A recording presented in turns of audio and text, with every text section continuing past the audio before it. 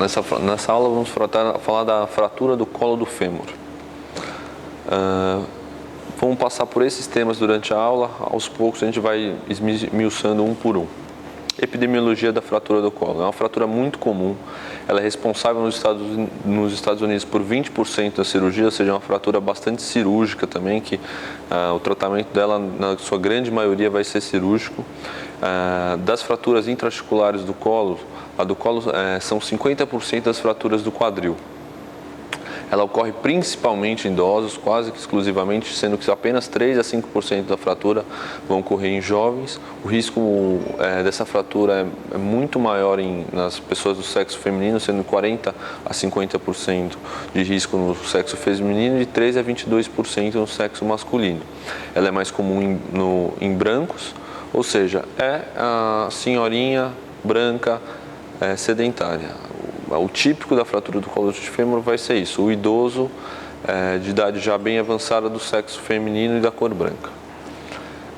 Com relação aos fatores de risco, a gente tem o baixo índice de massa corpórea, ou seja, abaixo de 18,5 é um fator de risco para a fratura do colo. A baixa exposição ao sol, pouca atividade recreacional, ou seja, paciente sedentária que fica só em casa. O tabagismo vai ter um fator importante para colaborar com as fraturas do colo do fêmur. O antecedente de fratura por osteoporose já e a história materna de fratura do quadril, ou seja, a senhora que tem fratura, aquela filha que tem a mãe que teve fratura tem um risco maior de ter fratura, ou seja, vai ser a mãe amanhã. E o uso de corticoide também, que é um fator de risco para essa fratura. Com relação ao mecanismo de trauma da fratura do colo do fêmur, principalmente idosos, trauma de baixa energia, vai ser ou uma queda sobre o trocânter, com trauma direto sobre o trocânter, ou uma rotação externa do membro. O que vai ser característico dessa fratura vai ser uma comunicação posterior do colo, certo? Ou seja, a velhinha que cai em casa é o clássico. Outro grupo de fraturas vão ser os jovens. Esses em traumas de alta energia, ou seja, nos grandes acidentes, não é o trauma esportivo, são os traumas ou de quedas de grande altura ou ou acidentes automobilísticos. As fraturas do colo de fêmur também vão ter o grupo das fraturas por estresse, mas esse tipo de fratura vai fugir um pouco ao tema da aula de hoje, então a gente não vai falar tanto sobre essas fraturas. Chegando agora nas lesões associadas, a maioria das fraturas do colo do fêmur são isoladas, não estão associadas a nenhuma lesão. Das fraturas que podem estar associadas, as principais são a fratura do raio distal e a fratura do húmero proximal, que são as fraturas típicas da osteoporose, condizentes com aquela paciente que vai ter a fratura de colo do fêmur. E em pacientes jovens com trauma de alta energia, a gente vai ter principalmente o colo associado à fratura da diáfise do fêmur. 2 a 6% das fraturas de diáfise tem uma fratura de colo associada, ou seja, é um negócio que a gente sempre tem que tomar atenção. Um jovem, um trauma de alta energia que teve uma fratura diáfisária de fêmur, a gente tem que sempre investigar o colo para ver se não tem uma fratura associada.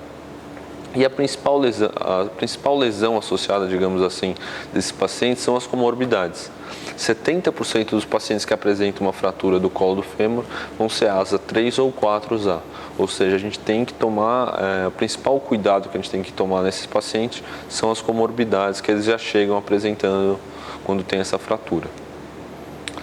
Para o diagnóstico dessa fratura, radiografia pay-per-view, na maioria das vezes, vão ser suficientes. A gente vai ver uma fratura desviada, um diagnóstico relativamente tranquilo apenas com raio-x. Mas 2% dessas fraturas não vão ser visualizadas apenas com raio-x. E aí o melhor exame vai ser a ressonância.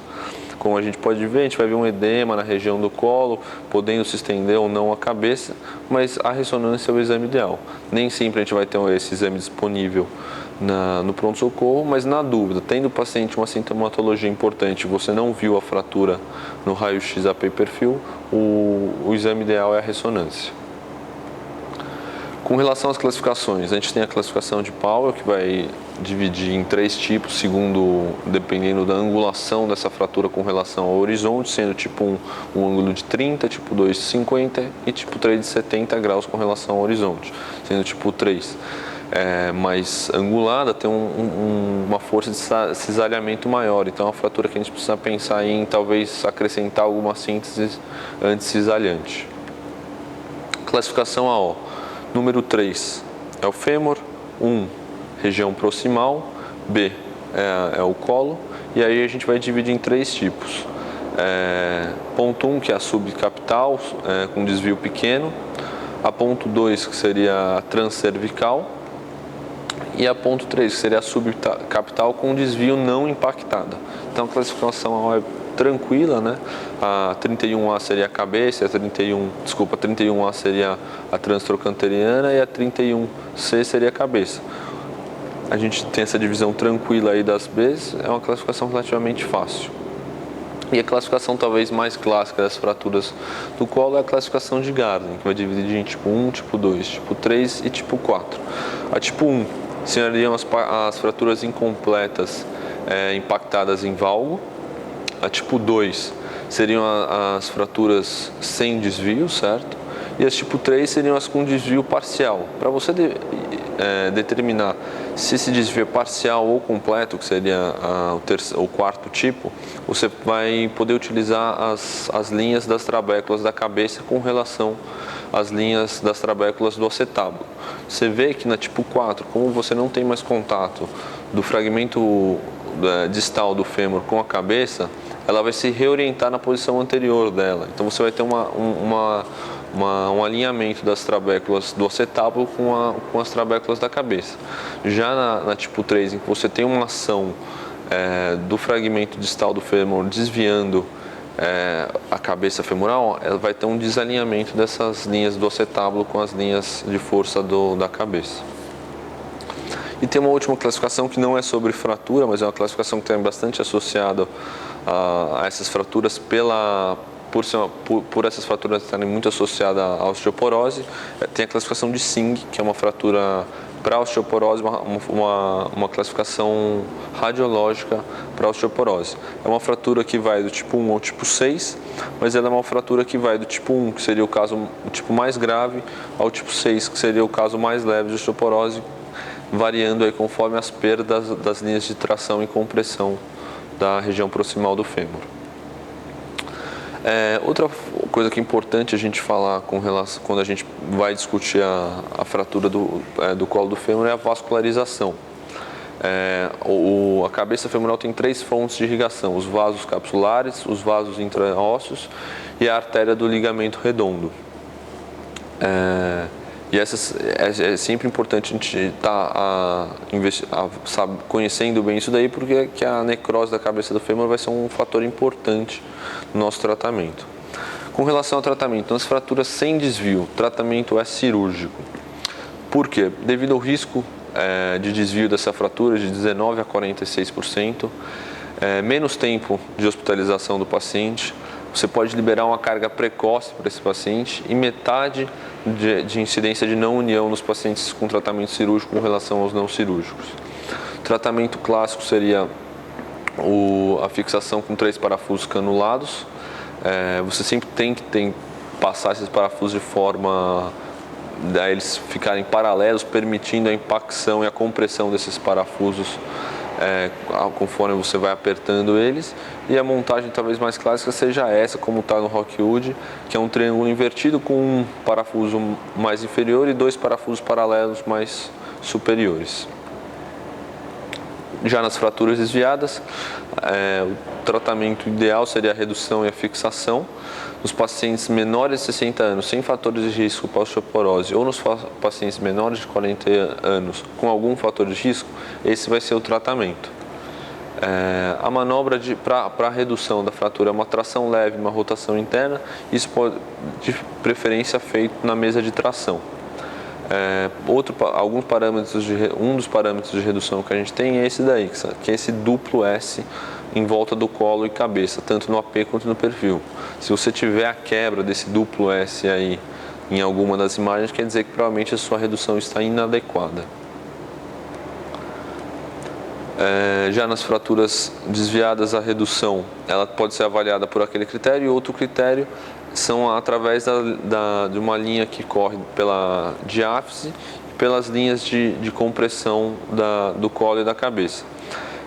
Essas linhas, elas têm que tem essa imagem clássica no Rockwood, em que ele coloca vários valores, mas o que interessa não são esses valores que estão na imagem. O que interessa é, tanto no AP quanto no perfil, essas linhas, esse ângulo tem que estar entre 150 a 180 graus.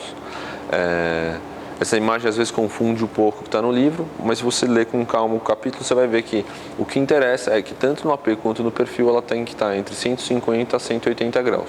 Estando dentro desse limite aí, a redução está adequada. Nas fraturas desviadas, artroplastia total, quando que a gente vai fazer? Pacientes de 40 a 60 anos com fatores de risco para osteoporose ou nos pacientes acima de 60 anos independentes, sem alterações cognitivas e sem maiores comorbidades.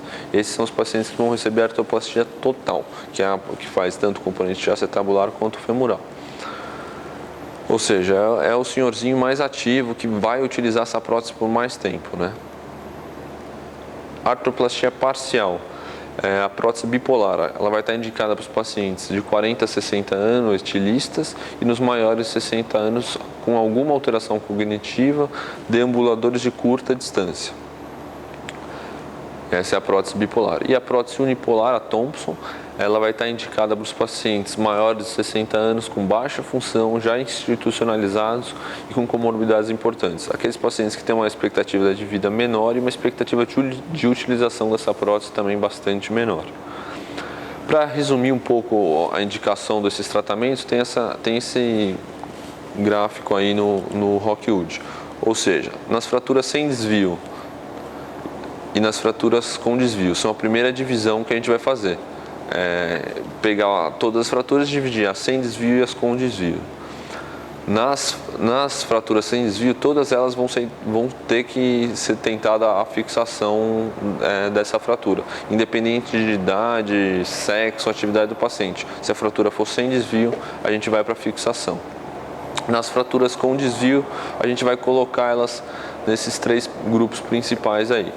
Os pacientes menores de 60 anos, sem fatores de risco para osteoporose, ou com alguns fatores de risco mais abaixo de 40 anos, a gente vai tentar a redução e fixação. São os pacientes, digamos assim, que estão mais aptos a ter uma maior expectativa de vida, menor chance de falha dessa fixação. Esses a gente vai tentar reduzir e fixar. Os pacientes entre 40 e 60 anos com algum fator de risco para osteoporose, a gente vai fazer a prótese total, seria a melhor opção. E nos pacientes de 40 a 60 anos mais etilistas, a bipolar é uma opção pelo maior risco de luxação da prótese. Já nas fraturas desviadas e os pacientes acima de 60 anos, aí você vai avaliar a função desse paciente. Se for um paciente muito independente, sem comorbidades, a prótese total vai ser a mais indicada.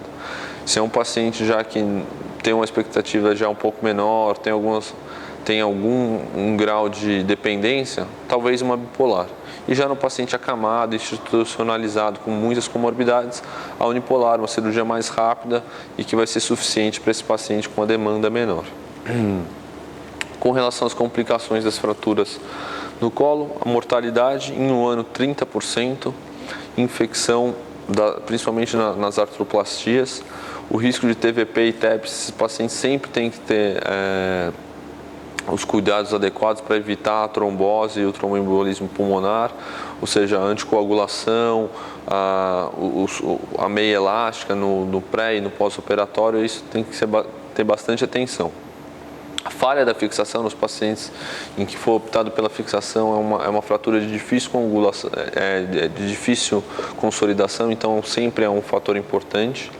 A necrose vascular, naqueles pacientes também que forem tentada a fixação, a luxação da prótese e a soltura da prótese. Como bibliografia ficam essas 4 referências, que eu acho que para você aprofundar o estudo um pouco da fratura do colo do fêmur, que é um tema importante, e deixo meu contato para qualquer esclarecimento de dúvida.